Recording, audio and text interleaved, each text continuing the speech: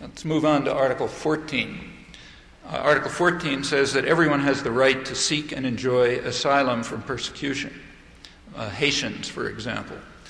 Right in the middle of the Vienna Conference, in fact, just as it opened, 87 more Haitians were captured by Clinton's illegal blockade of the island and forcibly returned to their torture chamber. There was a terrorist military regime at the time which was carrying out brutal murders and assassinations. This event was virtually unmentioned in the press, in the national press, unmentioned in the Boston Globe. It did make page 68, was mentioned in a story on another topic. So that's everyone having the right to seek and enjoy asylum from persecution. The Clinton administration, of course, didn't invent this. This policy of forcibly returning Haitians to terror and oppression goes back to Jimmy Carter. There was an agreement made between Carter and an informal agreement between Carter and the dictator of Haiti, Duvalier, to return refugees. That in violation of Article 14. That agreement was formalized under the Reagan administration, so there's a formal arrangement to illegally blockade Haiti and force the refugees back. That was continued under the Bush administration, but it did change. It changed in January 1991. What had happened was that Haiti had its first democratic election, and to everyone's surprise, a very lively and vibrant popular movement based in the hills and in the slums, which nobody had been paying attention to, succeeded in sweeping its own candidate into office, a populist priest, Jean-Bertrand Aristide. That was a very impressive demonstration of democracy in action. The United States was totally appalled. It had very confidently expected the victory of its own candidate, a former World Bank official who got 14% of the vote. The U.S. was instantly hostile and tried to undermine the regime. It terminated aid. It actually maintained aid, but it switched it to opponents of the government in the business community. It also changed the refugee policy. Up until that time, refugees had been forcibly returned. After the democratic regime was established, refugee flow slowed to a trickle. In fact, it actually reversed because people were returning to the country in a moment of hope. But the U.S. at that point began to accept asylum claims. In fact, at 50 times the previous rate during the democratic interlude.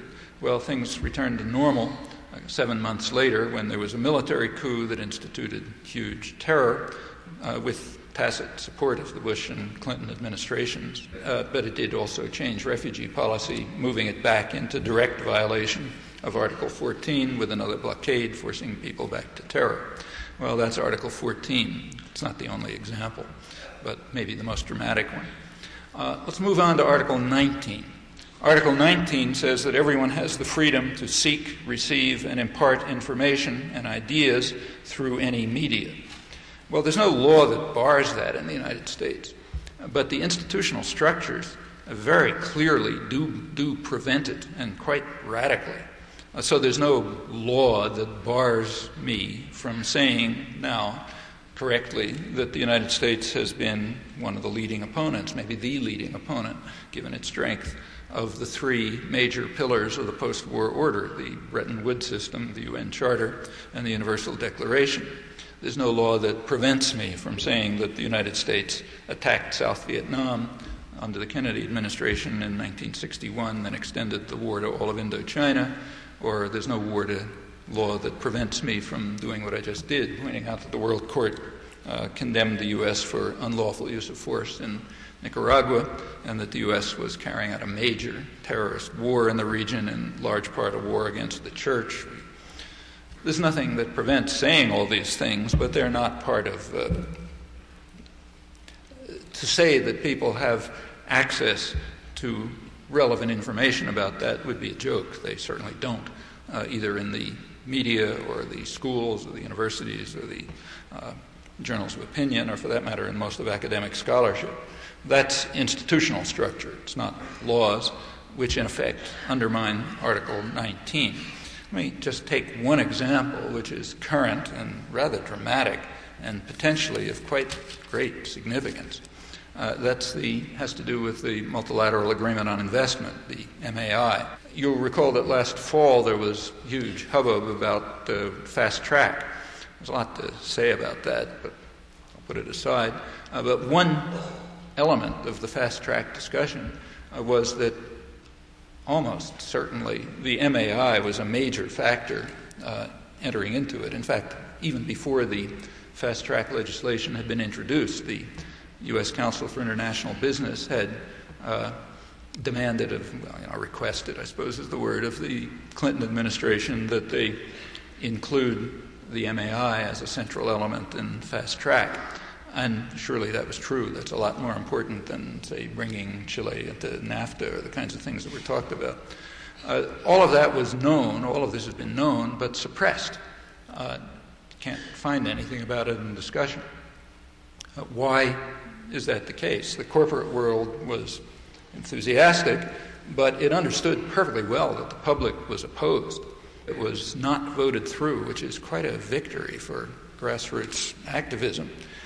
The reason was explained by the Wall Street Journal during this period. It said that although they regarded fast track as what they called a no-brainer, it's so obvious that we should have it that you can't even discuss it, they said that critics have what they called an ultimate weapon, namely the public is opposed. It's kind of difficult to deal with that. The public is what Alexander Hamilton once called the great beast.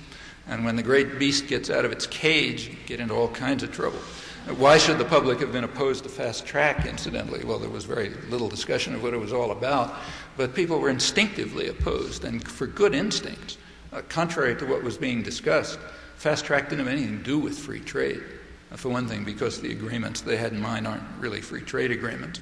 But for another, because the issue was not trade at all. The issue was democracy. The fast track legislation allows the president to negotiate trade agreements without any public knowledge or any public, or for that matter, congressional participation. Congress has simply offered the option, say yes or no, which means you say yes.